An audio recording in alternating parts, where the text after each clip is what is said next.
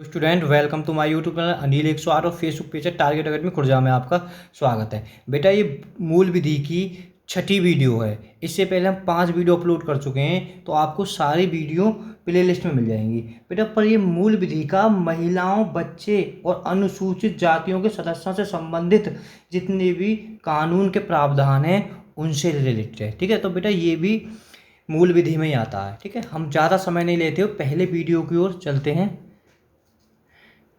बेटा पहला प्रश्न है, घरेलू हिंसा से महिलाओं का संरक्षण अधिनियम 2005 का विस्तार है।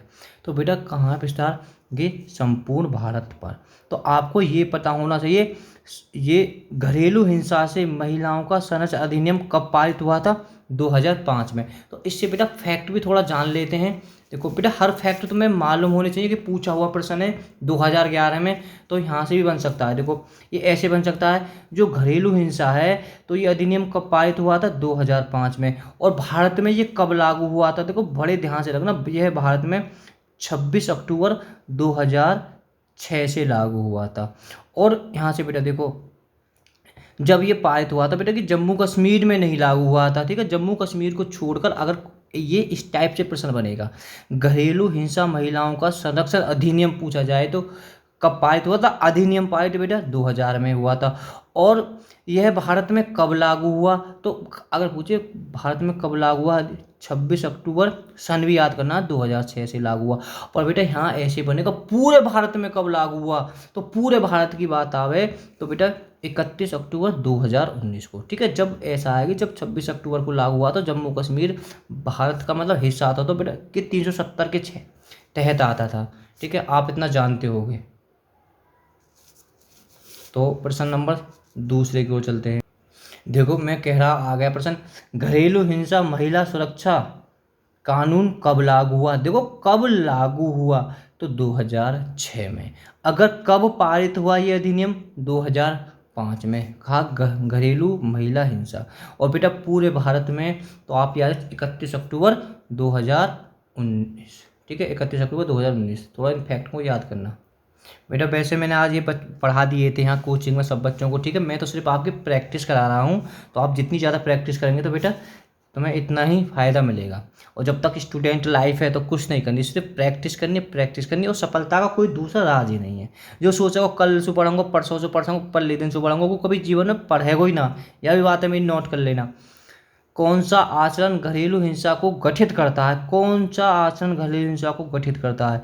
तो बेटा देखो हम थोड़े सब फैक्ट को पढ़ते हैं। ये विथित व्यक्ति को शारीरिक क्षति पहुंचाना, बिल्कुल ठीक बात है। ये भी दहेज के लिए उत्पीड़न करना, बिल्कुल सही है। पीड़ित व्यक्ति या उसके संबंधी पर अपने आचरण द्वारा धमकी का प्रभाव डालना, तो इसका मतलब है डी इसका ठीक हो जाएगा। देखो बेटा ये है धारा 3 के अनुसार। ठीक है, धारा 3 के अनुसार प्रार्थी का कोई कार्य, लोप अथवा किसी कार्य का करना आचरण घरेलू हिंसा गठित करेगा। ठीक है, बात समझो, प्रश्न है पूरी तरह से। तो बेटा किस धारा के अंतर्गत आते हैं? ये धारा है बेटा, सबकी धारा अलग अलग है। आईपीसी यानी दंड संहिता की अलग है, दंड प्रक्रिया की अलग है। और बेटा की कौन सी है? कि घरेलू हिंसा अधिनियम 2005 है। देखो इसके धारा 3 में क्या क्या चीज़ का वर्णन है? व्यथित व्यक्ति के शारीरिक या मानसिक कोई क्षति पहुंचाता है अथवा संकट में डालता है, दहेज के लिए उत्पीड़न करना। और ये तो बेटा उसमें पढ़ ही चुके थे इन फैक्टों को तो आप। पर ये धारा किस धारा के अंदर कहते हैं? कि धारा 3 किसकी धारा है? घरेलू हिंसा महिला सुरक्षा अधिनियम। देखो बेटा इस घरेलू हिंसा अधिनियम की धारा 6 के तहत आश्रयगृत व्यक्ति को आश्रय उपलब्ध कराएगा। तो बेटा क्या हो जाएगा? देखो इसका ए हो जाएगा व्यक्ति व्यक्ति के अनुरोध पर। थोड़ा सा याद कर लें, किस धारा के अंदर? धारा 6 के अंदर। और धारा किसकी है? मैं फिर बता रहा हूँ बेटा, सबकी अलग धारा। आईपीएस की अलग है, सीआरपीएस की अलग है, और ये बेटा इसकी अलग है धारा। ठीक है, इसके पहले हम वीडियो में बता चुके हैं कि इसकी कौन कौन सी धाराएं हैं। देखो जो बेटा इसकी व्याख्या है, तो आप बेटा इसकी व्याख्या को पढ़ सकते हैं, तो व्याख्या को बेटा आप जरूर पढ़ लेना। ठीक है, प्रश्न नंबर 5 की ओर चलते हैं। देखो घरेलू हिंसा अधिनियम की धारा 8 के अधीन संरक्षण अधिकारी के कर्तव्य व कार्य हैं।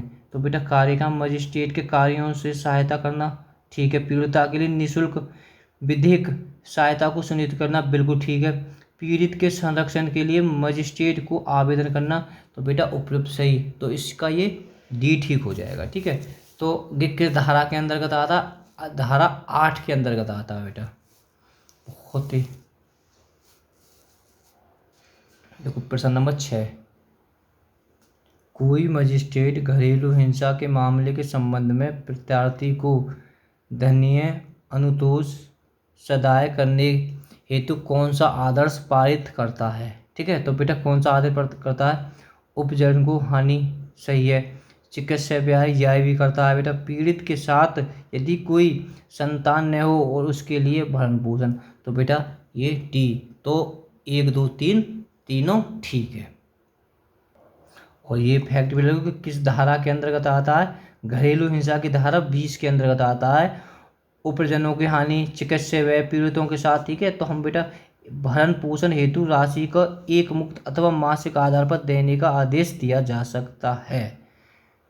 बात समझ में बिल्कुल आगे होगी बेटा। वीडियो को आप रोक कर भी आंसर दे सकते हो। देखो, घरेलू हिंसा अधिनियम के अधीन मजिस्ट्रेट द्वारा दिए गए आदेश के विरुद्ध कितने दिनों के भीतर अपील की जा सकती है? तो बेटा कितने दिनों के? तो बेटा 27 से 30 दिन के भीतर। और या का तो उत्तर देखो, चलो कोई बात ना है। घरेलू हिंसा अधिनियम के किस धारा के अंतर्गत प्रत्यार्थी द्वारा घरेलू संबंध आदेश को भंग करने के लिए दंड का प्रावधान है? तो बेटा किस धारा के हैं? तो इस तरह 28 का आपका वीडियो को रोक कर सकते बेटा 4 से 5 बार वीडियो को देख लो, समझ में आ जाएगी। और मैंने हाँ तुम्हें सवाल पढ़ा दिया था पूरी अच्छी तरीक़ा से, तो मैं तो सिर्फ आपकी प्रैक्टिस करा रहा हूँ। 28 का सी हो जाएगा, ठीक है। आपके कहने पर व्याख्या, आप बेटा इसकी एक बार व्याख्या को जरूर पढ़ लेना। जो एक बार मैं बता दूं, देखो ये किस धारा के अंतर्गत है?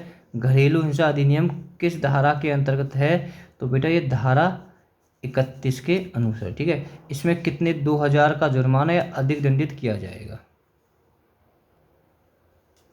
भारत सरकार द्वारा लैंगिक उत्पीड़न से संरक्षण संबंधित अंतर्राष्ट्रीय अभिसमय का अनुसमर्थन किया गया है। तो बेटा किया गया है, तो 29 का, देखो कई बार वीडियो देख लो तो समझ में आ जाएगा। तो बेटा 29 का तुम्हारा बी हो जाएगा, 1993, ठीक है, बी हो जाएगा। देखो हम इसकी व्याख्या को जरूर पढ़ेंगे, ध्यान से देखो। लैंगिक उत्पीड़न के से संरक्षण तथा गरिमा से कार्य करने के आधार, महिलाओं के प्रति सभी प्रकार के विभेदों को दूर करने संबंधी जैसी अंतर्राष्ट्रीय समझौतों और लिखितों द्वारा सर्वव्यापी मान्यता प्राप्त ऐसे मानवाधिकार हैं जिनका भारत सरकार द्वारा 25 जून 1993 को अनुशपथ किया गया था। महिलाओं का कार्यस्थल पर लैंगिक उत्पीड़न निवारण प्रतिषेध और प्रतिरोध अधिनियम 2013 को, ठीक है, 2013 को 22 अप्रैल 2003 से लागू किया, ठीक है। तो आप इस पॉइंट को लेकर लैंगिक उत्पीड़न अधिनियम बिल्कुल याद कर लो बेटा, या पॉइंट है तैयारी कर रहे हो तो कब हुआ था कि 22 अप्रैल 2013, इसका ठीक हो जाएगा। देखो ये बेटा वीडियो का अंतिम प्रश्न है, 30वां बेटा। महिलाओं के कार्यस्थल पर लैंगिक उत्पीड़न निवारण प्रतिषेध जो है अधिनियम 2013 कब लागू हुआ है? अरे ऊपर ही तो पढ़ो है, ये तो तुमने कर दिए होएगो 22 अप्रैल 2013, सामने भी दिखाई दे रहा हो, ठीक है। तो याद कर लें बेटा, ठीक है। हम अगर चाहें तो इसका आंसर बेटा कमेंट में दे सकते हैं, तो हम इस प्रश्न को बेटा कल कराएंगे आपको, ठीक है। अगर चाहें तो दे भी सकते हो, तो हम कल कराएंगे। UPSI 2014 में पूछा, ठीक है। वीडियो पसंद आए तो लाइक करना, वीडियो को शेयर करना, जो तुम्हारे जानकार हैं उनके पास में वीडियो को बताना। Okay, bye bye.